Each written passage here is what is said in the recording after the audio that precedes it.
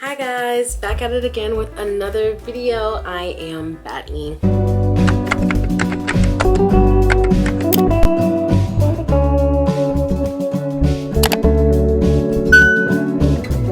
Today's video is going to be, I think, my first story time on this channel actually, so let's hop straight into it as I sit here and drink my sparkling water. This is not an ad.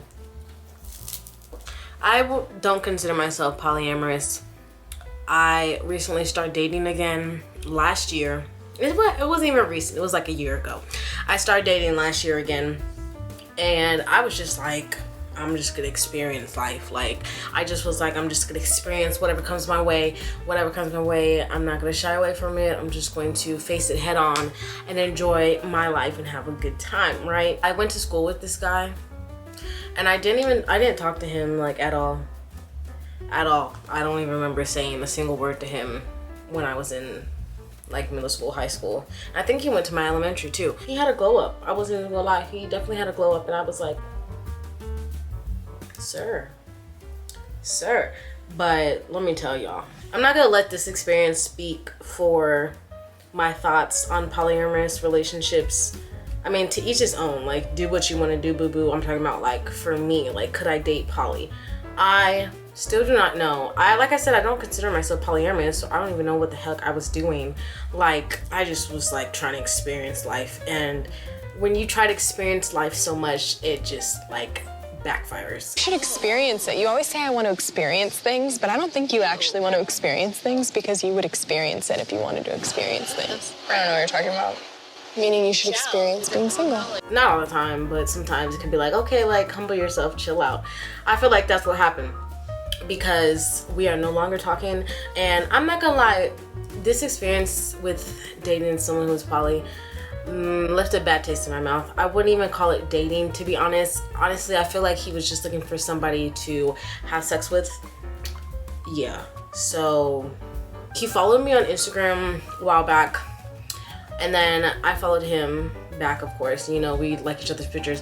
And then one day I asked him if he was in a relationship, because I saw he had a girlfriend on his page. He was like, yeah, but we're poly. And I was like, oh, okay. I just wanted to ask before like I said anything else. And so then we started talking from there. Ended up hanging out, and honestly, the first day we hung out should have been the last time I talked to him and hung out with him, honestly, because like there were so many red flags, and I just was like, well, maybe you know how you be like trying to give excuses for people, and like, you know, don't do that. Like, especially in the early stages of dating someone, don't make excuses for them, because like if your eye catches something, like, trust your intuition. Like, you're not seeing stuff. What you're seeing is there. A couple red flags. And to some of you guys, you may be like, how is that a red flag? Well, to someone like me, and someone like me, a lady like me, these are red flags. I don't expect, I'm not even gonna lie. I was gonna say I don't expect the world to be like laid at my feet when I'm dating someone. But honestly, low key. But I'm not coming from a point of like, spoil me, I'm gonna spoil you back. Like, it's a 50-50. Like, I understand relationships aren't always 50-50, but if you got me, I got you. Like, I'm not just going, you know. But I have standards, is what I'm saying. I have standards. I am a lady, and I want to be treated like a lady. I can be like a tomboy. I have like no problem showing my masculine side, but I also can be very femme, and I can be a lady. I want you to hold the door open for me. I want you to open my car door. I want you to push my chair in, pull my chair out. I want you to, my feet hurting, like I got heels on and my feet hurt, carry me. I'm just kidding. Not that last one, but everything else, like, yeah, buy me flowers, give me some chocolates, tell me I'm pretty. And yeah, so there was just some few red flags. Like, the first time we hung out, he took me out to eat, and that was cool. He paid. Honestly, like, the first date, you know how like you go like and the check comes and they're like, so how you guys paying? And like you kind of like fake to reach for it, or fake to like act like you're about to say something. I don't even do that no more. Like, the bill comes, so how you guys paying? And I'm just like, I'm not even about to pretend, because it's like, I'm sorry, because this might sound like super like, oh, she's stuck up or she's like entitled, but my time really is money. And if I'm allowing you to have some of my time, like the least you can do is like pay for the date. I'm never going to pay for the first date, and I do not care what anyone has to say. I have no problem like paying for the dates of like my boyfriend, but I've definitely made the mistakes in the past of paying for stuff for men that I had no reason paying or buying them that. So I have no intentions on spending my hard-earned money on these fools anymore. It's not everybody, try to remind myself that. But yeah, anyways, back to the story. The first night he didn't, okay, like after we went out to eat, we went back to his place and I was like, okay, I'm gonna put this in my car. He's like, okay. He went inside. And I know like like I said, some of you guys can be like, how is that a red flag? That's definitely a red flag, because like what gentleman does not wait on a lady, and it was nighttime, what gentleman does not wait on a lady outside in night? Even if like I was like going, like even when I left that night, he didn't walk me to my car and make sure I got into my car safely. Like none of that. Those are definitely huge red flags. And another red flag, and this is the biggest probably red flag of the first time I hung out with him ever, and I honestly should have ran for the hills. When we got back from our date, because we went back to his place to hang out, I went to use the restroom, and as soon as I came out the restroom, he was like, I'm about to use the restroom too, but first come here, and like grabbed me and kissed me. Now, it's a rough topic, because before, about 5 years ago, if a guy kissed me without asking, I probably wouldn't think much of it. I probably would be like, oh, he just, you know, he likes me, he wanted to kiss me. Now, I'm not saying you have to ask every time you kiss me, but I definitely think like if it's the first time we're hanging out, you should ask to kiss someone.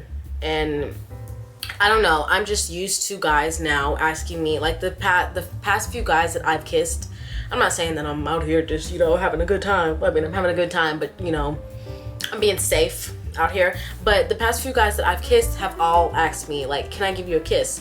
And this is one thing that I've learned, ladies. If a man does not hesitate around you, meaning he does not tiptoe around you to give you the ideas that he just wants to have sex with you, he doesn't tiptoe around you to not offend you, if he is so eager to kiss you and not make sure that it's okay with you and that you're comfortable with it, that is a huge red flag.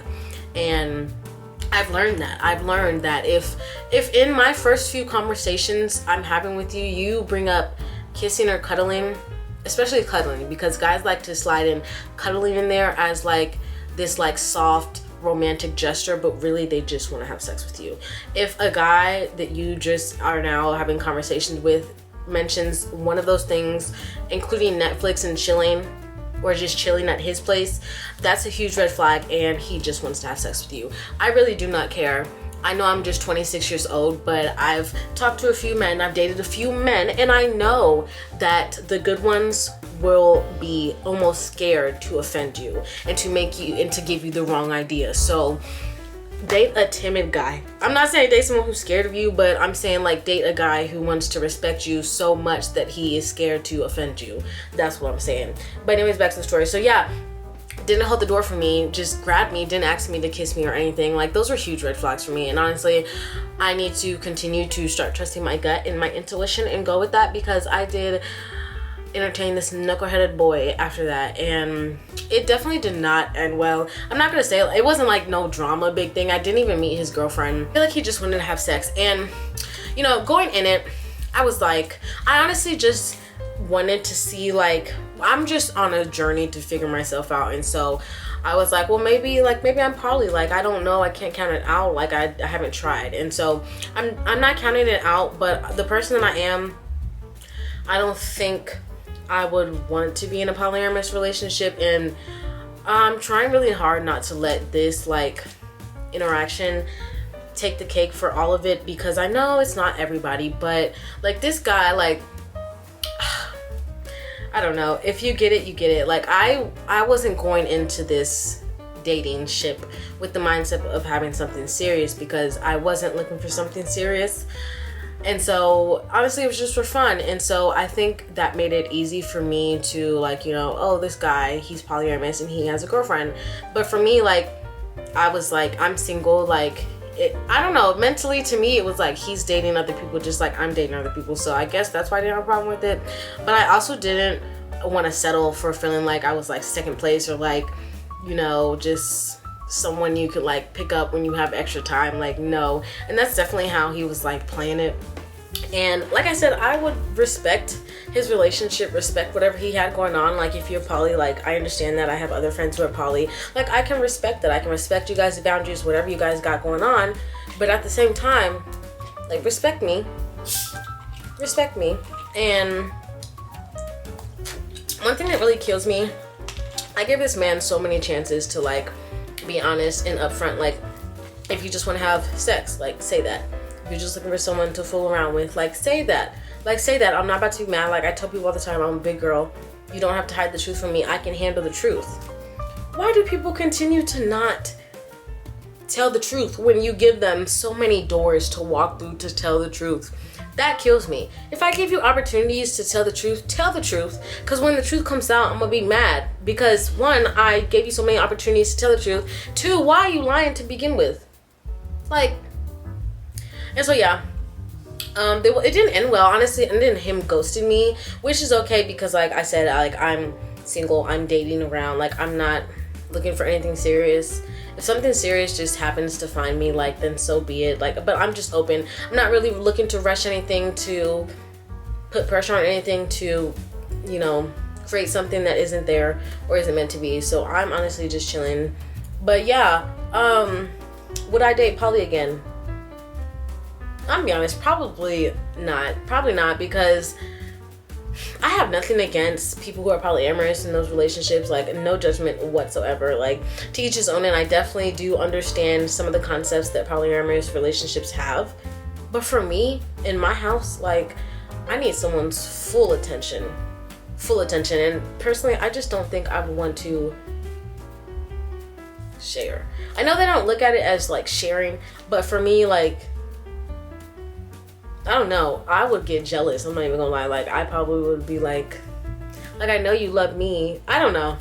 It's a very tough situation, and I feel like relationships with just two people is already like complicated. Well, not complicated, but sometimes, you know, it gets complicated. Sometimes it gets complicated. And I feel like for those reasons, like, I just probably wouldn't want the stress. But yeah, that was my story time. If he sees this, I don't care, because this is one thing I learned. If people didn't want other people to know how they treated you, then they wouldn't treat you that way. So this is y'all lesson watching. If you don't want people to find out how you're treating somebody, stop treating them that way. Thanks for coming to my TED Talk. I hope you guys like this video though. I'm gonna start doing more story times. It's just always like so awkward low-key during story times, because I'd be like, oh my gosh, these are real people. Like, this is my life. Like, this is not like some script. This is not make-believe. This is my life. And so it's always kind of awkward doing story times on people who are like actually real people in actually real situations, because it's like, I don't know, like, what if they see this and like, dang, is she like, there's a video, I don't know, but I'm gonna start doing more story time. So guys, comment below how you guys like this story time. And yeah, I hope you guys are well. Peace and love always. Bye.